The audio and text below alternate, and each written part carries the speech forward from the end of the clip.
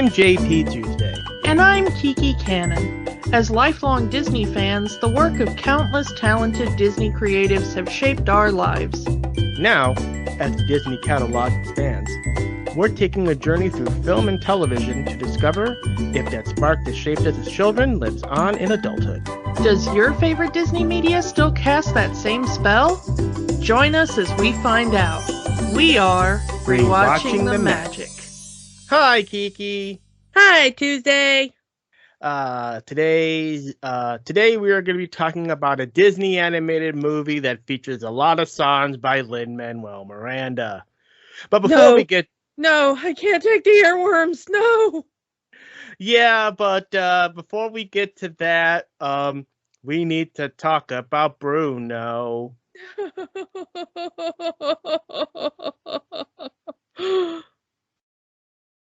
We Don't Talk About Bruno from Encanto is the highest charting Disney song of the last 25 years. As of this recording, Bruno has reached number 2 on the Billboard Hot 100 chart and has hit number 1 in the UK. Rightfully so. Rightfully so. Beating out the previous highest charting song of the last 25 years, Let It Go from Frozen. So Bruno beats Elsa. Lin-Manuel Miranda has beaten the Lopez's. Yeah, we thought nothing would beat the Lopez's. So yeah, and it's not the highest charting song of all time. Again, as of right now, Bruno's number 2. Previously, we've had the highest charts at number 4 being Can You Feel the Love Tonight from The Lion King and Colors of the Wind from Pocahontas. The highest charting Disney song of all time is A Whole New World from Aladdin, which peaked at number 1. Now, there's still a chance that Bruno could go to number 1. But, again, it's who knows what's going to happen. Then it would be, top tier Disney songs. I'm just going to say that as we are all lying in our graves, still having this song rummage around in our skulls, you will be eating those words, my friend, because this song will outlive the entire human race. Someone at Disney is thinking about doing the Bruno spin-off movie or the spin-off Disney Plus original series. They were actually discussing that on Good Morning America just days before we recorded this. So, with John Leguizamo, they were asking John Leguizamo and Lin-Manuel Miranda, are you considering writing a Bruno spin-off movie? And the both of them were like, you're going to have to ask Disney. We will do whatever the mouse commands. So, Disney Plus original series, the telenovela of the Rats. I would watch that so much. You have no idea. Just get that chick from TikTok to write it. I am obsessed with that chick from TikTok who does the continuing story of Dolores listening to Bruno and the Rats in the Walls. Nikki Marina. Yes. Or Juanita, should I tell Carlos who's the real father of the baby? Dolores, I hope that you are listening to something that is very important. Yeah, of course. I wonder if it's the mailman. Oh my goodness, I love her so much. If you are on TikTok or YouTube, look her up. And, Dolores listening to Bruno's telenovela in the Walls. NICQUEMARINA, Nikki Marina. She is hilarious. Yeah, she is so funny. But yeah, this is Tuesday, that I have said that I cannot stop singing the Bruno song because it's in my brain every time I wake up and will not leave for weeks now. Since the movie came out, that was on Disney Plus back on Christmas. So yeah, it's Yeah, about a month. Yeah. Yeah, it's just it is insidious and will not go away. And of course, the other song that is now charting, Surface Pressure, which is now, as of this recording, number 10 on the charts. yeah, that one is also will not leave my brain. That specifically the version that was put up on YouTube. Oh yeah, she did a cover. The jazz cover, yeah. A jazzy cover, yeah. Give it to your sister's older. Give her all the heavy things we can shoulder. Who am I if I can't run with the ball? And that one I just love the vibe of. It's just her and a upright bass. It is so good. And just yesterday, as of what we're recording this episode, on TikTok, she released a punk rock version. I have not heard that yet. There is a group on YouTube called the Punk Rock Factory. And their thing is they do punk rock covers of songs that are generally not punk rock. And they mostly have done Disney songs. They did it. They released an entire album of punk rock covers of Disney songs last year. They recently released it's about 26-second video clip on TikTok of them doing Surface Pressure. And all of a sudden, here's the voice of Louisa doing the lyrics. Give it to your sister and never wonder if the same pressure would have pulled you under. Who am I if I don't have what it takes? No cracks, no. Hopefully, a full version will be out there in the near future. Oh, they definitely need to do a full version of that then. But yeah, those are the two songs. I mean, all the songs are good. Because it's Lin-Manuel and I do like his work, but those two songs specifically are just so earwormy. So let's move on to another Disney animated movie with songs by Lin-Manuel Miranda. Our main feature, Moana. Yeah, I think we kind of picked this hoping it would get the Encanto songs out of our heads. It did not work. It did not work. Good songs, did not work. This movie is rooted deep in Polynesian culture, as there's, several characters in this movie are Polynesian gods, including one of the main characters, Maui. Yeah. Well, demigod, but Demigod. the if Hercules is a god, then Maui is the same level. That's a movie I would want to see. Yeah. Hercules meets Maui. Hercules meets Maui. Let's throw in Thor there too. Yeah. Although Thor is just, a god. This is just total Polynesian mythology, culture, all over. It's really kind of interesting.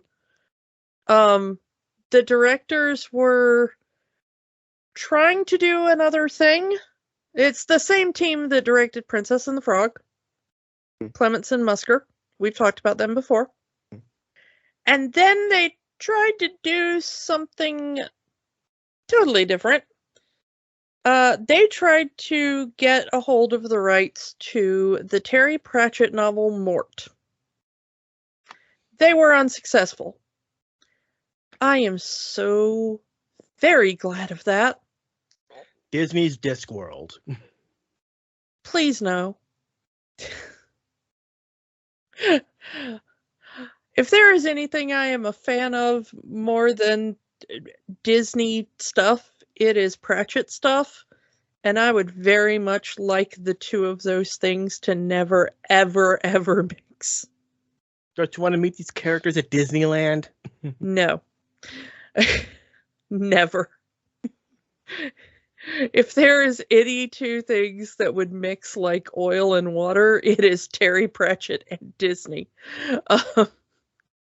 And when that didn't happen, they were like, okay, so to prevent us losing the rights to a property again and scuttling all our work, we're going to come up with a original, it's back to the thing we always talk about Disney doing. Let's take a copyright-free property and make it Disney so we can copyright it. And this time they were like, well, how about Polynesian mythology? And that's what they did. So they started reading up on Polynesian mythology, and they went and talked to this New Zealand guy that was kind of up and coming, named Taika Waititi. And they were like, hey, you're a Polynesian guy. Why don't you write us a script? And so he did. And then they did not use that script at all. He later joked that the only thing left from his original script was exterior, ocean, day. Yeah, so they've got some Polynesian mythology in there, specifically Maui, the Te Fiti, Te Kā stuff in there. Just kind of the general idea of, wayfinding and voyaging, various other cultural that they've put in there, which sadly neither of us are really particularly culturally literate enough to terribly speak to, unfortunately. I mean, that's kind of why I kind of like that Disney is going more exploring different cultures for their more recent films, to kind of introduce that culture to people who may not know much about them, to maybe spark a bit of interest. Yeah, and it really is, because it is kind of there for, people who are like, clueless mainlander Americans who are like, Maui, isn't that just the name of an island? It's that kind of thing, Yeah. Maui, isn't that a vacation spot? And then you're like, oh, no, there's like a whole, it's named after a demigod, and there's a whole mythology there, and, maybe if you want an interesting deep dive, you can look up some of those stories. Or not. Just for the purposes, I'll put that out there. We did some research before going into this episode. If you value your brain, do not look up how Maui died. Or, I don't know, maybe we're like 2 or 3 or 10 years into a pandemic by this point, because time is meaningless and I've lost track, and our brains are meaningless, so totally go look up how Maui died. All I'm going to say is that we're not going to be seeing that adapted into any kind of Moana sequel or this upcoming series anytime soon. Yeah, Disney is not touching that story. Much like the more recent films that Disney has been doing, they did a good job trying to make sure that a lot of the people who worked on the film were representative of the people they were trying to represent in the film. So, especially with the cast, mm-hmm. They made sure that pretty much all of them were of Polynesian descent. You have Samoan, you have Hawaiian, a few New Zealanders. Yeah, specifically Maori heritage there, yeah. Mm-hmm. One white guy. Yeah. token white. Then We'll you get got to him. then you got Alan Tudyk. Yeah. Yeah, It's our like- token white guy. just like in Encanto, where you have like an entire Latino cast and Alan Tudyk. But yeah, I think that's just gonna happen now. It's gonna be like, here's a really interesting cast of people who have never been represented in a Disney movie before, and Alan Tudyk. He's been Disney's good luck charm for the last several films. So I mean, Yeah. he was in Zootopia and Frozen. So it's like, if Disney's not really going to make an animated film without Alan Tudyk in it in some capacity. But you know what? I think it's kind of okay, you know? I mean, we've spent how many decades of, it's with like what, a century of film where you get like one token person of color, if that, in film. I think we're okay of having a few films here and there where it's like, you know, an entire cast that are, you know, underrepresented minority groups, and one token white guy who does an animal noise, you know? Aside from Alan Tudyk, do we want to talk about who's in this film? Yeah, let's talk about our cast. Probably the biggest star in this movie, that would be Dwayne "The Rock" Johnson as Maui, the biggest actor in Hollywood.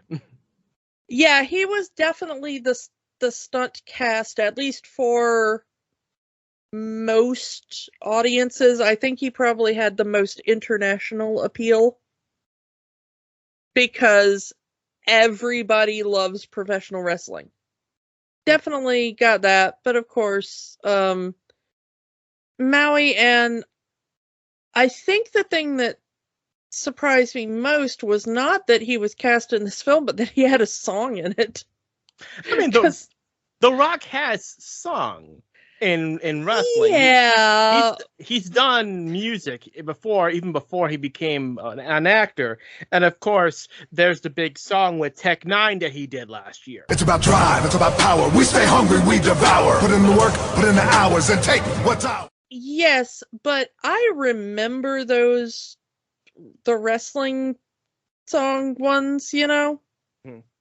And there's like big quotes around that. I'm talking about like a Disney song where you're expected to actually be able to sing. We both know the history of singing and wrestling. Yeah. Let's be honest with ourselves there. I was talking You're saying about that- like, You're saying you don't want the honky tonk man to sing his song in a Disney movie? I'm talking about like an actual Disney musical song written by a guy from Broadway. That was the thing that surprised me. And the fact that he's not the best singer in the film, but he holds his own, and that surprised me. So bravo to you, Dewey. Okay, so as our title character Moana, we have Ali'i Carvalho, and this was actually her first part. Can you imagine just being like, hi, you know, I'm just, you know, here. Normal person, and then now I'm a Disney princess. And when you're a Disney princess, you're a Disney princess forever. Yeah, that does not go away. And so, yeah, I mean, you audition for a part, and now you are this part forever. And the cool thing is that they had already designed the character, because she was cast really late in the process, apparently. Mm-hmm.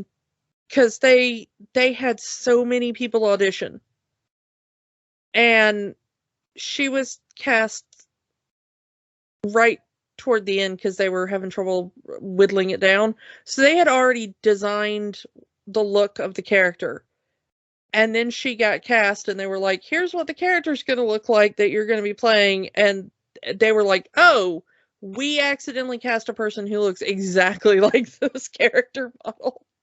Because she really does. If you've ever seen That a would picture of be her, a she thing. looks... Can you imagine? We've seen things like Johnny Depp has gone into the Disney parks dressed as Jack Sparrow, dressed as the Mad Hatter. She could easily dress as Moana and just meet people, and no one would know it'd be her because she looks so much like the character.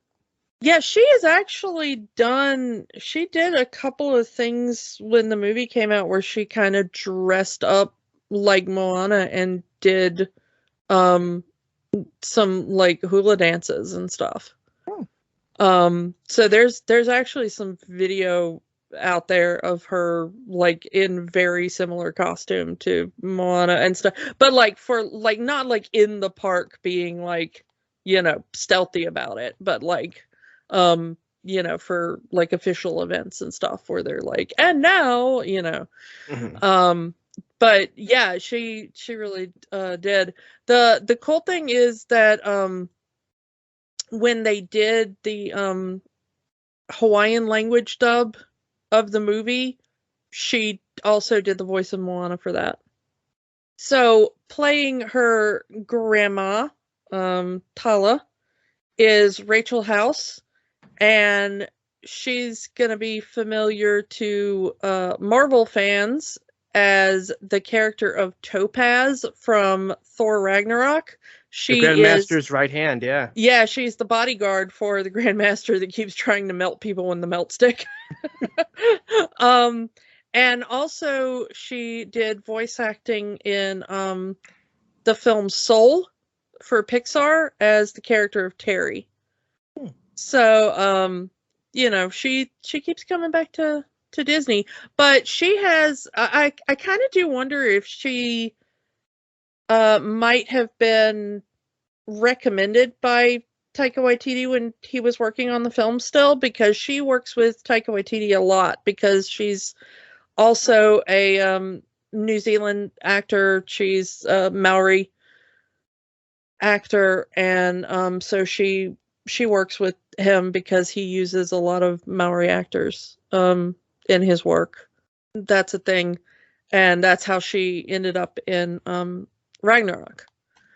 So I do kind of, you know, wonder if it was just they were looking for Polynesian actors and she got cast that way, or if they wanted specifically a Maori actor to play their grandmother, and, you know, maybe Taika or one of the other Maori actors in the movie suggested her. But she does such a good job. I think the grandmother is maybe my favorite character in the movie. Honestly, yeah. She gives no F's. She fully embraces the title of the village crazy lady. And then as her son and Moana's father, the chief of Motunui, we have Temuera Morrison, also known as Boba Fett and Jango Fett. Can you imagine that? Your father's Boba Fett and your grandmother's Topaz. Yeah. You have a very cool family. The singing voice for that being provided by Christopher Jackson. We get the awesome Jermaine Clement as Tamatoa, the giant crab that Flight of the Conchords, yeah. Yeah, Flight of the Conchords, and another one that works a lot with Taika Waititi. So I kind of wonder if some of these were holdovers from when Taika was working on the movie or not. But all three of the actors that I just mentioned, Rachel House, Temuera Morrison, and Jermaine Clement, also did the voices for their characters in the Maori language version of the film.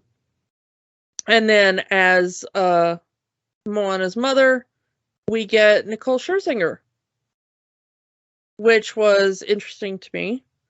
She is kind of best known for being the lead singer of the band The Pussycat Dolls. And then she was on the X Factor in the US and the UK. She shows up on, Masked Singer.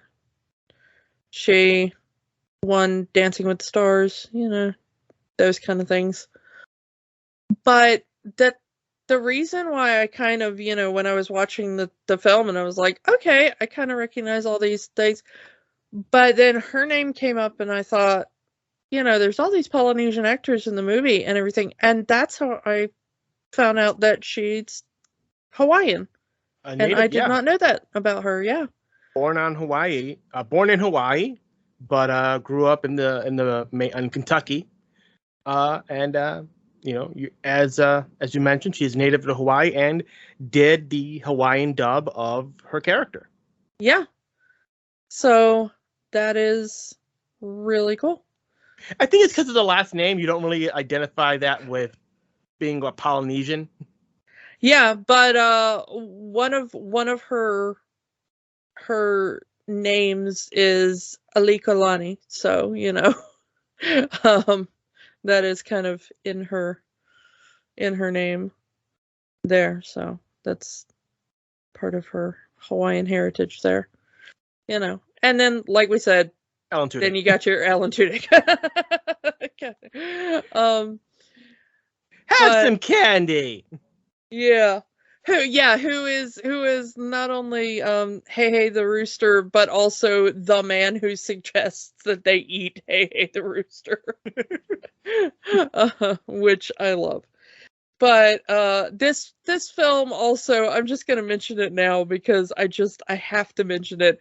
This film and the recording of this film has blessed us with my favorite few seconds of Alan Tudyk ever.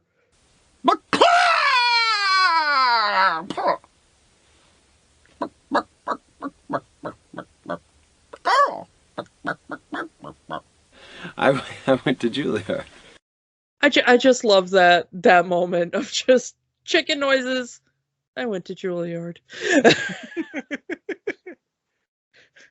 And I think there is a moment like that for every seriously trained actor out there. And I think there exists some outtake footage for every actor out there that I love, where it's just some ridiculous moment they're doing. And then they just have that realization of I am a classically trained actor and this is my job now. So let's get into the story here. So I want to talk about this opening, the kind of 2D kind of construction paper like look of the animation of the story of Te Fiti and Maui. I mean, I just like the way it looks. I mean, it's a nice little storytelling, and it fits into the way the art is done when we get to the quote real world of the movie. So we have Te Fiti. She is the goddess. So she's this island goddess, and she is given the gift of life to the world. But everyone wants the heart of Te Fiti, which is supposed to give life or immortality or something. Everyone tries to take it. Only one succeeded, and that will be Maui. Straight up said a trickster. So, that the Loki thing kind of adds up here. A trickster and a shapeshifter. Well, it is interesting because that is one of the most common tropes in mythology across pretty much every culture. Is that there is the trickster archetype, and it is typically also a shapeshifter archetype. It is interesting to find it here, and it's very similar in the fact of, Marvel kind of screws this up, and we did talk about that a little bit over the course of, talking about Thor and the Avengers and the Loki series and all that kind of stuff, but they get it more correct in Moana. Typically, in most cultures, not all, but in most cultures, the trickster is not necessarily a straight up villain. Marvel kind of screwed this up in the initial comics when they just were like, and here's Loki, he's a mustache twirling villain. And then the films kind of realized, like, oh yeah, the comics kind of screwed that up initially. So let's not make that same mistake in the films. Which, thank you for that, filmmakers. That was a mistake that needed correcting, and thank you for correcting that. Moana realizes that Maui is a trickster, but he's also a frequently heroic figure. The hero of men and women, the hero of all. He does all of these things because he wants to give back to humanity. And it's a very sad, we hear Maui's story, how he was abandoned by his family, taken in by the gods, and given his power, and that he just wants to be loved. So he does all of these things, bringing humans fire, bringing humans trees, and all of these things. And the reason he stole the heart of Tefiti was to give people immortality so they would love him, which it's kind of a sad little backstory here for Maui, because, he never really knew who his family saw him. When they saw him, they threw him away, literally threw him away. And all he wants is someone to love him. So he does all these things just for that. And you feel for Maui. It gives a little bit of rounding out the character, as it were. And, you just want this guy to succeed, even though he is cocky and arrogant and kind of a Richard at the beginning of the movie. Yeah, and the interesting thing is that one of the things I love about Moana as a film, and actually about a lot of the modern Disney movies, which we've talked about a little bit as we've gotten more into the modern Disney movies, is that there are no straight up villains, but there are multiple accidental villains. And Maui is one of them. Maui is a villain, but Maui never meant to be a villain. Maui was intending to do something good for humanity, and in doing so, Maui hurt both Tefiti and humanity. He put the world at risk. The world, in this story, the world is dying because of Maui. There are islands that are there, we see it on Motunui, where the coconuts are rotting from the inside. We're seeing neighboring islands that are getting covered in black. Like, Maui had good intentions, but in doing the action, he has doomed so many. Yeah, the fish are dying, the plants are dying, the world is dying. Yeah. And I think on some level you can identify with that, because how many times has anyone done something with good intentions and it's gone wrong? And he wanted to give humanity more control over creation. Wouldn't it be good if humans could intentionally create things? And that's whole Tefiti's thing. She is this creation. She created the islands that the people are living on. So Maui wants to give that power to the people so they can create their own whatever. Yeah, and I mean, in charge of their own destiny, as it were. Yeah. And in doing so, he ends up dooming humanity accidentally. I don't know how to lead into this, so I'm just going to say it. Maui violated Tefiti.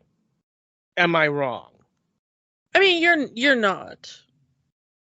And I have seen people make a few articles and people have made videos and how some have seen this, and maybe I don't know if this was intentional or not, as an analogy for assault.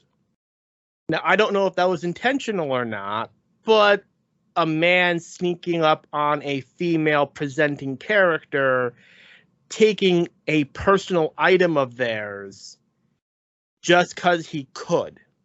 Now, again, Maui's intentions were pure because he wanted to give it to the people, but he still violated Te Fiti. And, I mean, it is a very common reading.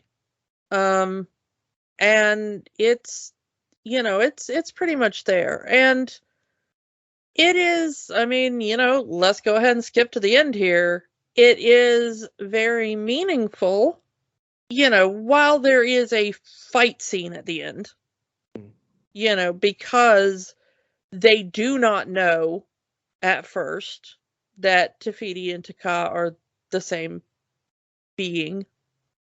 That once Moana realizes that the resolution is not violence, but it is recognition of two women, that suddenly Maui is removed from the story for a moment, and that the violence stops, and that it is a moment of recognition, and it is a moment of recognition of trauma, and it is Moana speaking to that trauma. She straight up says that Moana straight up says that you've been hurt, but it doesn't have to define you. You don't have to be this way because of this. And from the way the story is presented, this has been going on for 1,000 years. Te Fiti has been Te Ka for 1,000 years, and that is and we're just at the zenith of the trauma affecting the world. It is more a recognition of grief. I don't know, giving, yes, there is that, returning what was stolen moment, but it's also the kind of remembering who you are and calling her by her true name again. Moana sees Te Fiti or Taka, not for the monster that Maui accidentally made her, but, for Te Fiti. She sees Te Fiti underneath that pain, which is an incredibly beautiful moment. I was not expecting this when I first saw the movie. When it first came out, and seeing it in the theater and all that kind of stuff. And man, when I first saw this film and this moment hit, whew. Yeah. I mean, let's not beat the around the bush. As a woman, how did you feel about all of that? I mean, it's not just as a woman, but it's a woman. It's like, as a woman with personal history, it hit a certain way, and it hit like a absolute Mack truck, which is, I'm not entirely sure if it was completely intentional by the apparently entirely male writing team that created this story. I do not know. But intentional or not, it is the way it hit for me. And it is one of my favorite Disney moments of like the last 10 years because of that. And they're, I mean, if I was still writing academic, treatises on stuff, I could certainly unpack volumes on this moment alone because of it. But bravo to them for this, because this kind of one thread of storyline is incredibly powerful for all of those reasons. And of course, it kind of, there's my favorite moment at that end is when Tafiti is just giving the death glare to Maui as he's trying to, hey, Tafiti, how you doing? And she's like, Yeah, but I do like that they do have him take responsibility. Yeah, he takes responsibility, and that he genuinely does say that he's sorry, and that he says that he has no defense. He did a thing he should not have done.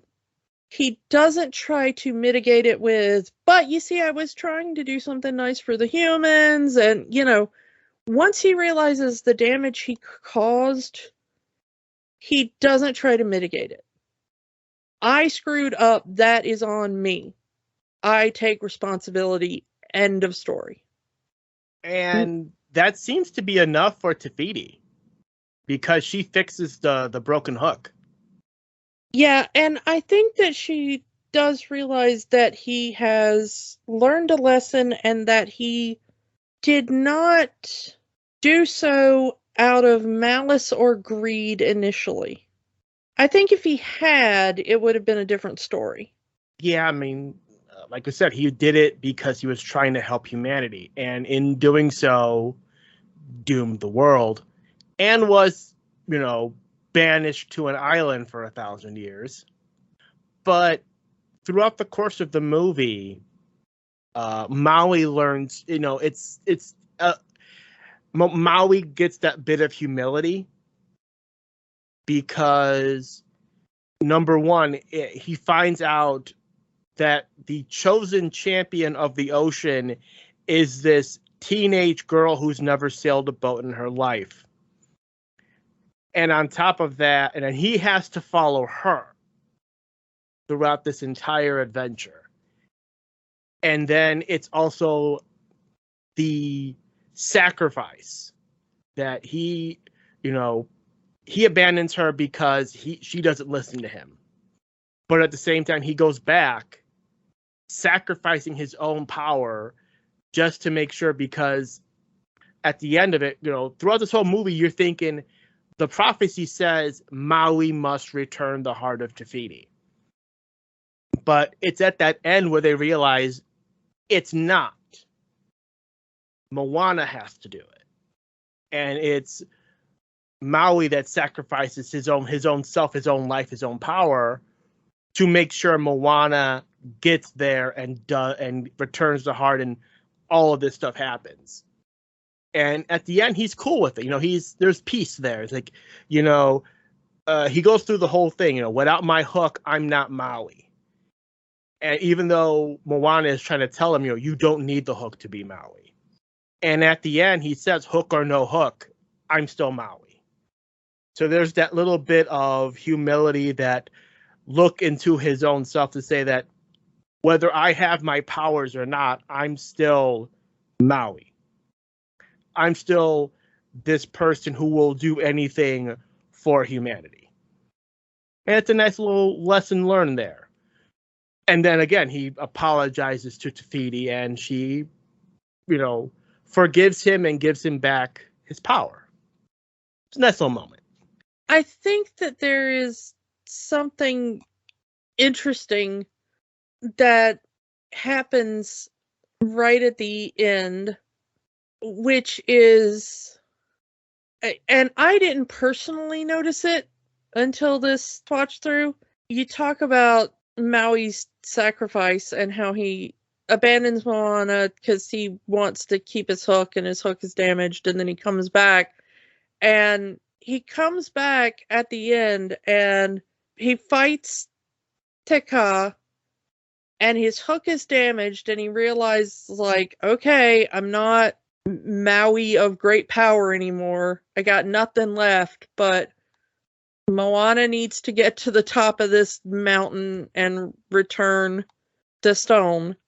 So I need to distract Te Kā so that Moana can do what she needs to do. But he knows that this will probably be his final act. Yeah, no powers, no nothing, just him. And what does he do as his final act? The haka! He does a haka. I love how that's animated. It's so beautifully animated. And I can't imagine anything more perfect as Maui's final act. Because you want to talk about a movie that steeped in the culture, you know? Mm-hmm. And it's like, what do we do? We do the dance that is used for, like, every great important function. Battles, weddings, funerals, sporting events. You know, it's like an honored guest has arrived. Like, it's just like, no matter what it is, let's do the haka, you know? Like, yeah. And it's like, well, what do I need? This will be my greatest and final achievement if I pull it off. What am I going to do? A haka. And it's just like, oh man. And I guess I was always like staring at whatever Te Kā was doing in that moment, and so I never noticed what it was Maui was doing other than, you know, it's beautiful. Yeah, again, beautifully animated. Let's talk a little bit about Moana's journey. Yeah, Moana's journey starts with her as a baby. She is a baby Moana. Oh, cute little baby Moana. Yes, apparently they thought this design was so cute and cuddly that they reused it. This is the little baby at the end of Ralph Breaks the Internet is the same character model. I think it's just that all babies look alike. I know everybody's like, no, my baby's like the most adorable, but like, no, they're all just like lumps of shape. But yeah, from even as a little baby, she loves the ocean. She wants to go to the ocean, go in the water, collect shells at the beach. And her father is very much against this. Don't go into the reef. Don't leave the island. We don't leave the island. No one leaves the island. And stop trying to drown yourself, kid. Yeah. There's no lifeguard on duty. But yeah, Moana's father is very much, this is our island. Everything you need is here. And one day, Moana's father straight up says, one day you are going to take my spot as chief. So these people are going to need you to lead them one day. And that's what he teaches her to be, teaches her to be a leader. But that itch is always there with Moana to go into the water. She steals boats. She tries to get out there, and all it does is forces her father to put more responsibilities of the chieftain onto her, thinking that if she has all of these responsibilities, if people come to her with their problems, she won't have time to go into the water. But that doesn't work. And one way or another, she always ends up trying to get on a boat and get out into the water. And we learn. I mean, when we learn more about Moana's father, his own tragic backstory, and how he was, he sees himself in Moana, just like he himself at one point wanted to go into the water and explore, just like Moana does. It cost him his friend's life. His friend drowned as they stole a boat to go out into the water. And since then, he's been, nope, no sailing, no one sails, no one leaves this island. My daughter will not become me, and essentially. She will not, the grandmother says, he couldn't save his friend that day, so he's trying to save you. I understand that from a storytelling, I understand Moana's father not wanting to have, to lose his daughter the way he lost his friend. But Moana is also that free spirit that she's going to do whatever she wants to do, regardless if anyone tells her to do it or not. But also, as she is getting these responsibilities put on her by her father, she's actually pretty good at it. Yeah. I mean, Moana is actually a pretty natural leader, as the people keep coming to her with their problems. It's like, hey, the trees are dying. What do we do? Well, let's plant some new trees over there, clear out the dead trees, and we'll figure the rest out. So, pretty early in the movie, it's established that Moana is a natural leader, and that when the time comes, she will be a great chief. It's just that her desire is to leave the island. So that's the conflict there. It's that her people need her and that she will be a great chief one day. But that's not where she wants to stay.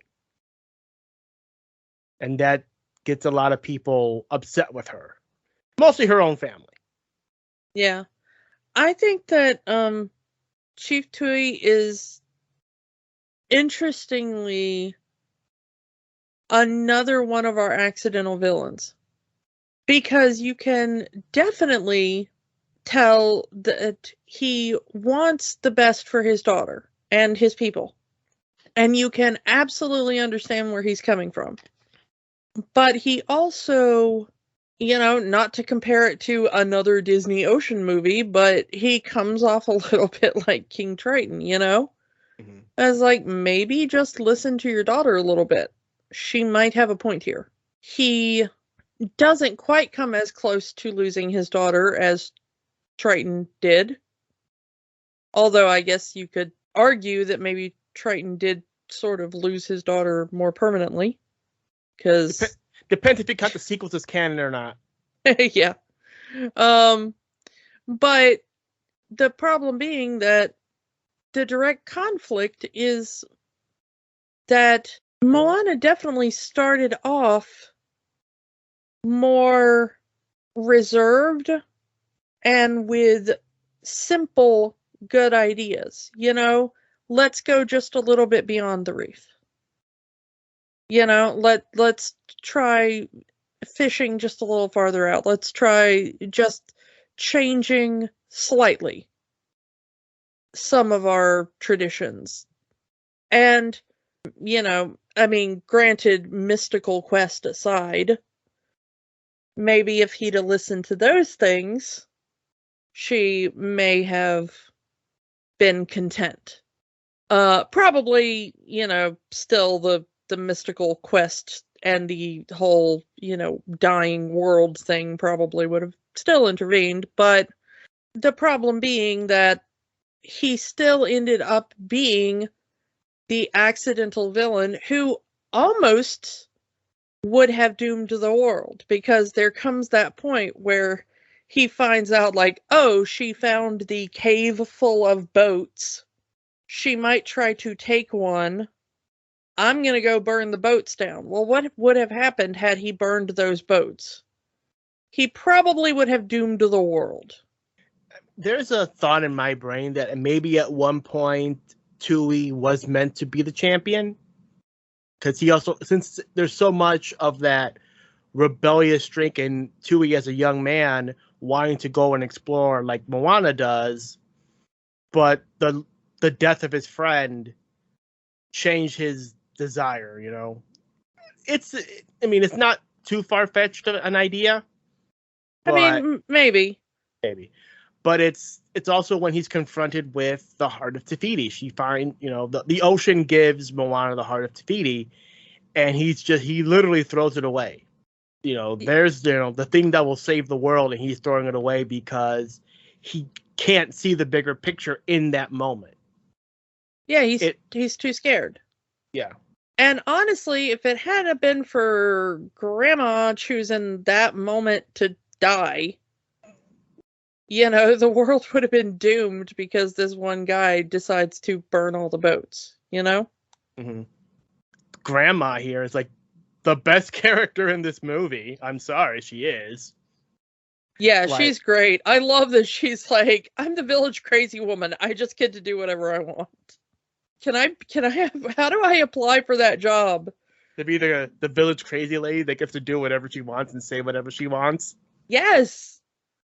It really is almost like Sophia and Golden Girls. Yeah. But yeah, she's just, I assume at some point she was either the chief or her husband was the chief or something. Yeah, I'm guessing her husband, because he says that his father placed a rock on there and his father before him. So I have the feeling that Moana is like the first girl in the line. Yeah. She sees that want to go out into the world.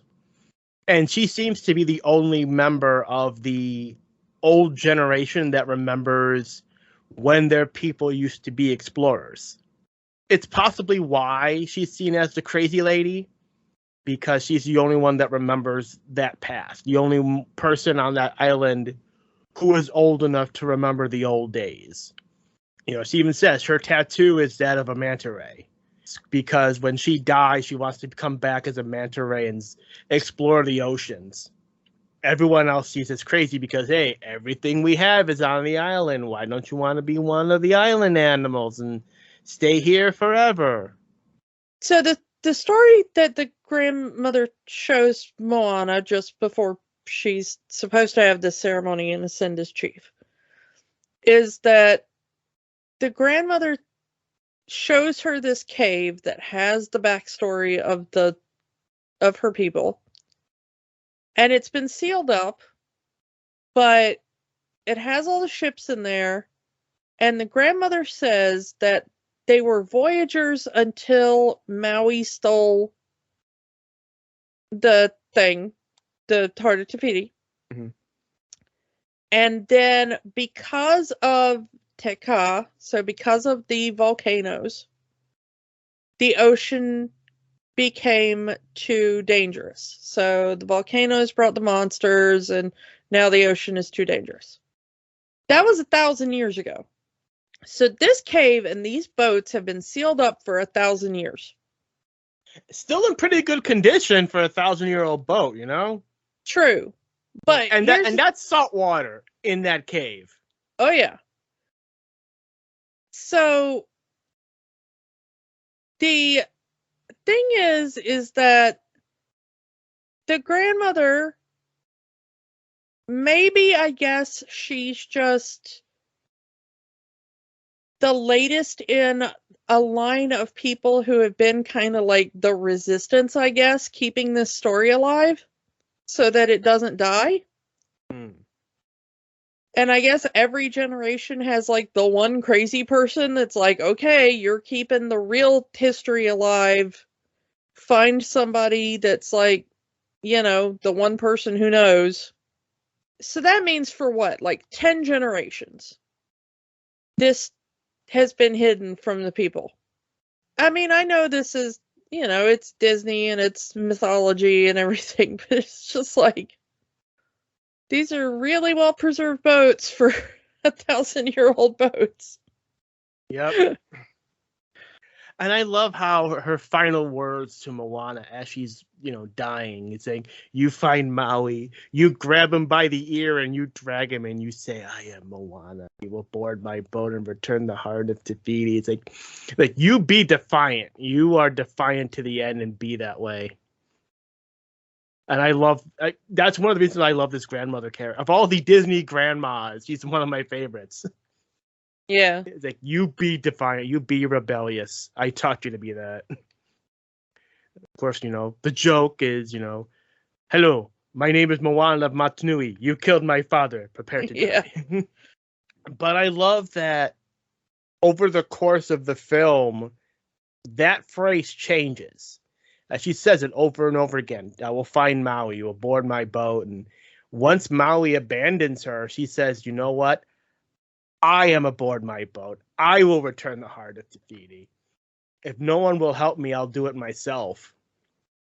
And I love that moment. And both of those moments involve the grandmother. Because when we get to the big part of how far I'll go, we see the spirit manta ray below her kind of guiding her as grandma got what she wanted. She got reincarnated as a manta ray. Yeah. And then at the end where the manta ray comes back and briefly turns into the ghost of her grandmother to kind of give her that boost. It's like, who are you? And you get that, I am Moana. It's a great moment. And she just, I'm going to do it myself. Can she be my grandma too? Yeah, it's such a cool moment. The coolest thing about Moana, though, is that the whole time on her journey, she keeps doing things, especially once she meets Maui. And Maui just keeps going like, well, that's the end of that girl. And then she just keeps showing back up. And sometimes it's with the ocean, but a lot of times it's just her. He shoves her in the cave and she just kind of parkours her way out of the cave. She fights her way off the little coconut people's boat. Yeah, he's like, they're just gonna kill you, and she ends up just fighting them off. He's like, well, we're gonna go into the realm of monsters, and she dives in. She's like, okay then, and she just goes into the, Then, Maui starts getting his butt kicked, and she's like, okay, I'm gonna trick the giant crab. As a diversion. Yeah. I think my favorite part of that whole scene, though, has to be the line about, like, are you trying to make me talk about myself? Well, I will, in song, By Lin-Manuel Miranda. Yeah. I would love to talk about myself in a song by Lin-Manuel Miranda. I wonder if let's pull our resources and we'll have Lin-Manuel write a song about you and your life, and then we'll perform it in a Disney movie. I would let if Bruno has taught us anything, I would let Lin-Manuel talk about what an absolute disaster I am, as long as it is a world-destroying banger. I was like, okay.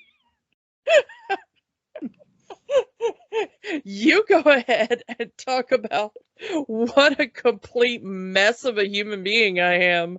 As long as it takes over the world, you go ahead and absolutely destroy me in song, Lin-Manuel.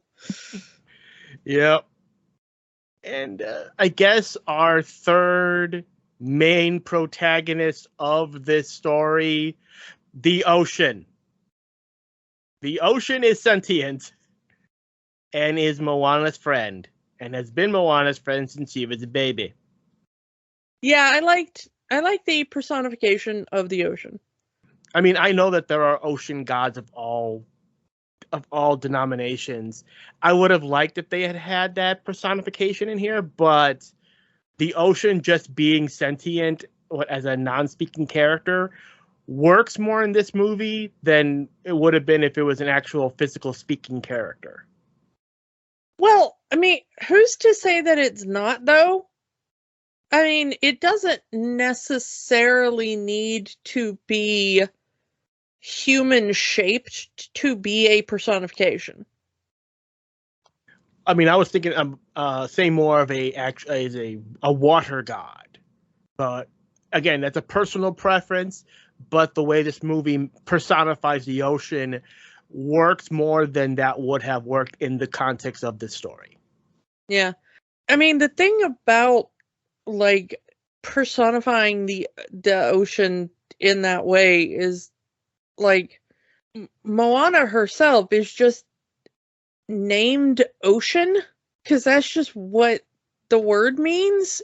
Hawaiian and in Maori and in a couple of other Polynesian languages, that's just the word for ocean. So she's already a personification of the ocean. Which makes you wonder, why would a chief who wants to have everyone stay on the island name her daughter after the ocean? Yeah, it's interesting. Here, ocean, stay on the land, which is funny and ironic. But I think, I don't, of course, know anything about the Polynesian gods themselves, but I always kind of watching it, just kind of thought it was kind of supposed to be some form of god that just was working through the ocean, I guess. I don't know. Possible. Maybe that's just me. But I think it would have been kind of too much maybe for another character.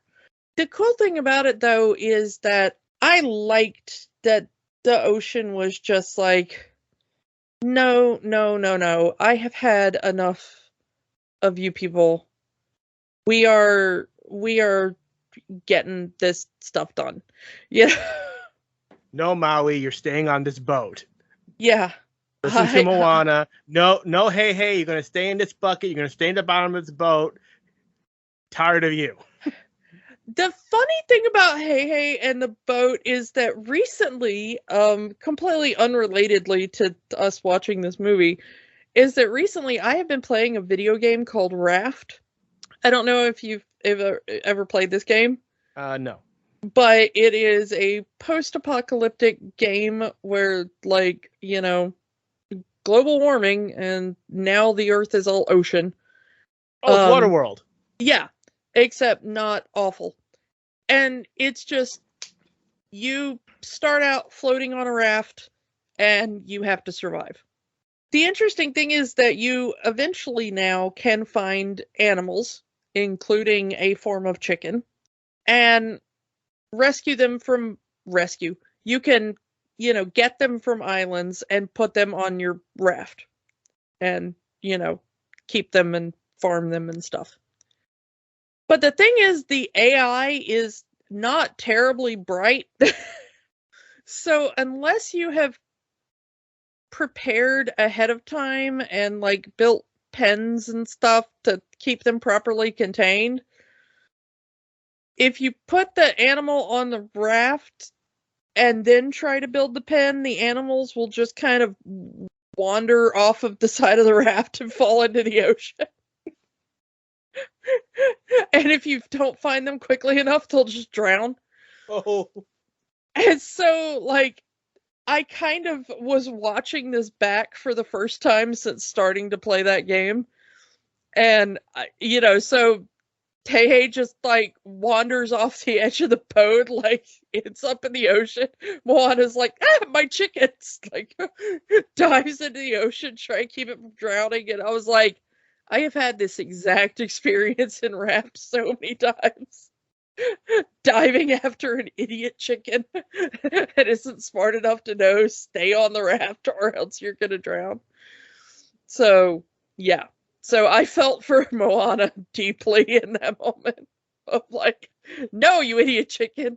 And then like it keeps trying to walk off the side of the boat, and eventually she like puts it in the little, divot in the boat. And it's like, no, and then it just kind of like walks in a circle and like keeps knocking into the side. And I'm like, this is exactly what those darn chickens do in Raft. Because you put them in the pen and it just kind of wanders into the bonks off the sides of the pen. I was like, so I swear that like the entire chicken AI in Raft is just built off of Hey. So I don't know if that's true, but that game did come out after this movie, so it's probably true. Maybe. But yeah, that made me laugh watching this movie. But I love how the ocean is just like, darts Maui in the butt with. Yep. I do want to talk about Tamatoa just for like half a second. All right. Cause love that scene. I don't know why we have a scene of like, a crab singing a Bowie pastiche, but thanks for that. And it's Jermaine Clement. It is the closest we get to a straight villain in this movie. Yeah, he's the only one that's not an accidental villain. He's just like, no. I'm going to eat you and steal your stuff and put it on my collection. Yeah. Yeah. I will murder you and take your things. Don't talk to I'm me a about monster. Don't talk to me about your grandmother. I ate my grandmother. It took forever. She was huge. Yeah. No, I mean, yeah, he's pretty much the closest thing to an actual villain, but also he's completely inconsequential to the story. He's just a side note. Yeah, but he's just there so they can get the hook back. Yeah, and so that we can have Jermaine Clement doing a Bowie pastiche song for no reason. If Lin-Manuel Miranda wants to write a Bowie pastiche, he's going to write a Bowie pastiche. I have a feeling, though, that it was more like Lin-Manuel was like, Jermaine, I have to write a villain song for you. What do you want to do? Bowie. I've never done that before. Do you have anything? No, Bowie. Okay. All right, Jermaine. Goodbye. I'm pretty sure that's kind of probably how that went. If you're Lin-Manuel Miranda, please let us know about that. Yeah, if you are either Jermaine Clement or Lin-Manuel Miranda, please let us know how that went down. Because I would bet it was probably Jermaine Clement just wanting to do more Bowie jokes, because I have seen Flight of the Conchords and I know Jermaine Clement's penchant for Bowie. The thing, although Lin-Manuel Miranda is freaking awesome and cool and likes all of the same things I do, so he probably also really likes Bowie stuff. Every time Lin-Manuel Miranda goes, hey, look at the thing I'm into right now, I'm like, oh yeah, no, he and I have the exact same taste in everything, so yeah. But I really just, that scene is hilarious, and then we get the funny little after credits thing of like, I bet if I had a Jamaican accent, my name was Sebastian, you'd be helping me, but no, you're just gonna let me lie here on my back. I hope we get to see more Tamatoa for no reason at all other than I like Jermaine Clement. I mean, like I said, there is a Moana series. Maybe they'll go back to that. Well, that's what I meant. Like, I only want to see that again if it's Jermaine Clement. If it's anybody else, I don't care. Tamatoa is not an interesting character other than Jermaine Clement. I like how much Moana is looked down on by Maui and then just proves herself over and over again. Whereas Maui does the whole, like, I'm nothing without my hook or whatever, then Moana's like, no, I'm just Moana and I'm awesome because I'm gonna be awesome. I don't need anything. I'm just me. And I'm gonna do stuff because I've decided to. Yeah, I'm gonna do it because I want to do it, and you don't want me to do it. Well, that's your problem. So, yeah. And I do like you mentioned the dart in the butt. It's like the ocean is literally forcing Maui to teach Moana how to sail. Yeah, you're not going to take over. You're just going to lie there and be a teacher, which I like. And like I said, it's that humbling moment of he has to take instructions. He has to follow the teenage girl who's never left her island, who's never sailed a day in her life. It is a very, I mean, for a demigod, that has to be a very humbling experience. Yeah. But he eventually does, step back and kind of realize his place in this story. And that's how he earns that tattoo. But I kind of like the thing of that while Moana has challenges to overcome, internally, she doesn't really need to earn anything other than just a little bit of confidence in herself.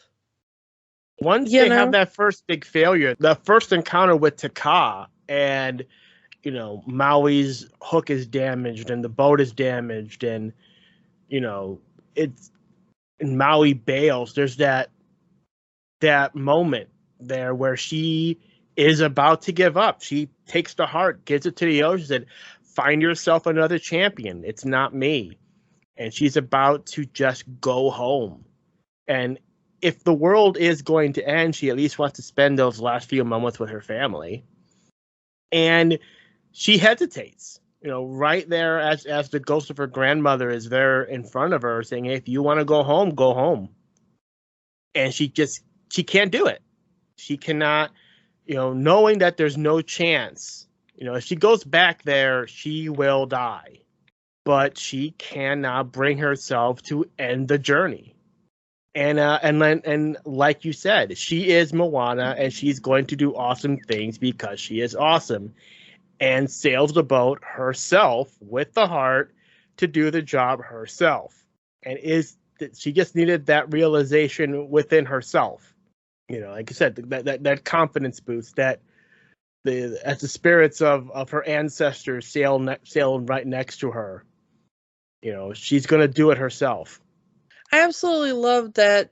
Really, her only kind of thing that she needed to learn was just that she didn't really need Maui for anything other than kind of like as a guide, in the sense of literally show me where I have to go. Yeah. I've never been to this place before. She needed him as like an Uber driver, like, that's what she needed. But she didn't need him to actually complete the task, And that's what I said earlier. The legend, as it was told to her, that it had to be Maui to return the heart, when it didn't need to be Maui to return the heart, And it needed to be her to do it. Yeah. So I don't know. I love everything about this film, and the way they do the characters and the character growth of these things. And I love that the chicken lives. The chicken lives. Yeah. The weird thing about the movie, I'm going to say this, is that all of the promotional material leading up to the movie did not feature Hey Hey. So all of the promotional materials and kids' books and all that stuff leading up to the movie featured the pig, Pua. And I assume at some point that was the plan, that the animal sidekick was going to be Pua. But I guess they found Alan Tudyk way too funny in recording that chicken dialogue that they just decided, you know what? We're just going to have Hey Hey be the animal sidekick for this movie. Well, also, Pua is just, like, as far as a voice, is just various pig recordings. Like, that's just real pig noises. Generic pig noise. Yeah. So, the reason you use, like, your Alan Tudyk or, you know, one of your other great voice actors of animal noise fame is that they can give a human emotion that is specific to a scene. You can't just go up to an animal and be like, hey, can you give us scared chicken noise, you know? Mm-hmm. Like, you'd actually have to, like, scare a chicken or so, which is kind of unethical. I mean, they could have had a voice actor voice Pua. Yeah. You know, could have brought in Frank Welker. Yeah, but the thing is I don't know why they didn't do that. And the weird thing is I had kind of forgotten that she didn't take Pua on the journey in my rewatch, and I was like, oh yeah, the pig doesn't come along, does it? Because I guess I just also remember seeing all the promotions where she's got the pig with her. Mm-hmm. And I guess it just sticks in my brain that, like, oh yeah, it's Moana. She's got the chicken and the pig. And then she doesn't really have the pig with her for much of the movie. Yeah, the pig just bows out, gets on the boat and is, nope, I am not leaving this island. Yeah, and so I don't really know why that decision was made either. The power of Alan Tudyk, I guess.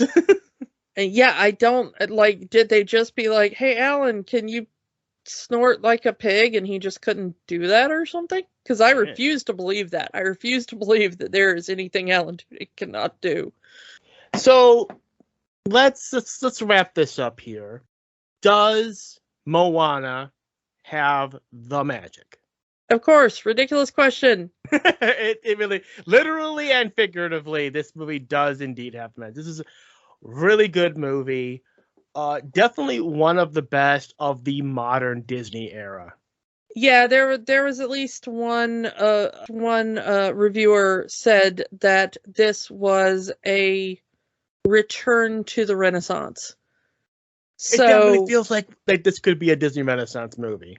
Yeah. I think that I would disagree with that because I think that this is probably the jewel of what I would call new Disney. And I would say that it's, for all the things we've talked about, it's in the style that a lot of people would decry, I guess, but it's in Disney being a little bit more thoughtful in how they do things. We've got Disney branching out in cultures, in casting. You know, as much as we love the Disney villain tradition, I am liking that we're thinking a little more intentionally about that every story doesn't need just a mustache-twirling villain. That kids can think more complexly about problems. I think that was always there. It's just that Disney had a mindset at the time, you know, that Walt era up until, you know, the current era, where it's like we need a solid definition of who is the good guy and who is the bad guy. We talked about this last week with Three Musketeers. Yeah. That there needed to be a hard line divide. Now you have a bunch of new people coming in, a new blood.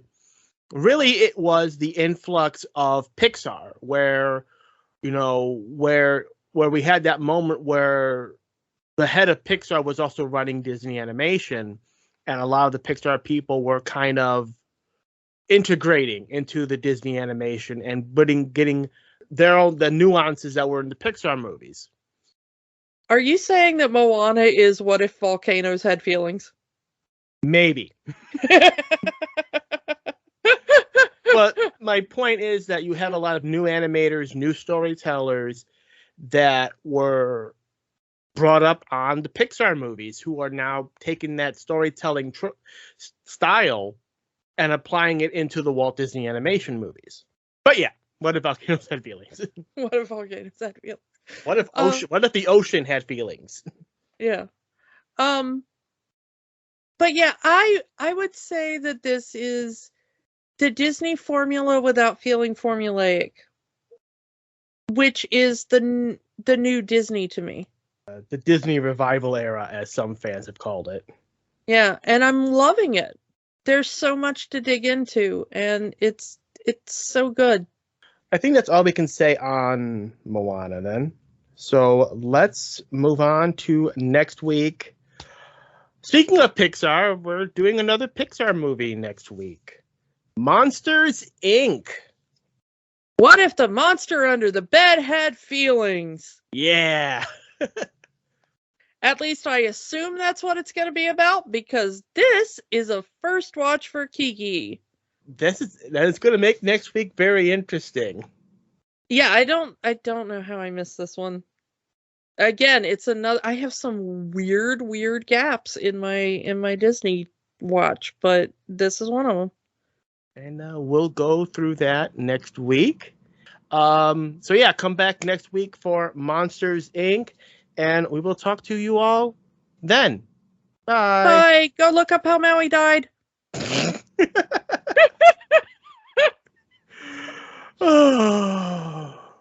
Don't let the magic stop here. Join our conversation online on Facebook at Rewatching the Magic. Twitter at Rewatch the Magic. And of course, new episodes every week at rewatchingthemagic.podbean.com. Remember, the magic is for everyone. It only stops if you let it.